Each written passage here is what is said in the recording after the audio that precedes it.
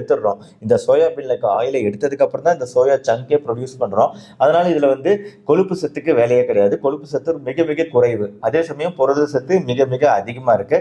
இத வந்து நம்ம தண்ணீல போட்டோனே சாஃப்ட் ஆயிடுது. எல்லா வித உணவுக்கும் ஒத்து போகுது, டேஸ்ட்டுக்கு ஒத்து போகுது போன்ற விஷயங்கள்னால இது நிறைய பேரால பயன்படுத்தப்படுது. ஆனா ஆரம்ப காலத்துல அப்படி கிடையாது. ஆரம்ப காலத்துல இந்த புரத உணவை எப்படி கொண்டு வருது? நிறைய பேர் இது வாங்கல. அப்ப எப்படி கொண்டு வரணும்னு நினைச்சாங்கன்னா, முதல்ல ரிச் பீப்பிள் நல்ல பணக்காரங்க மத்தியில இதை ஃபேமஸ் ஆக்கணும் அப்படின்னு தான் இந்த மீல் மேக்கருங்கிற பேரெல்லாம் போட்டு பயங்கரமா பண்ணியிருக்காங்க. ஒரு மார்க்கெட்டிங் பண்ணியிருக்காங்க.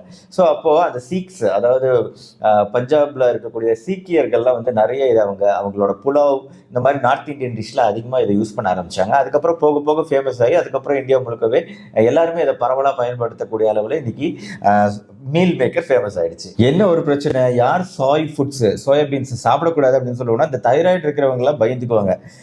தைராய்டு இருக்கிறவங்க தான்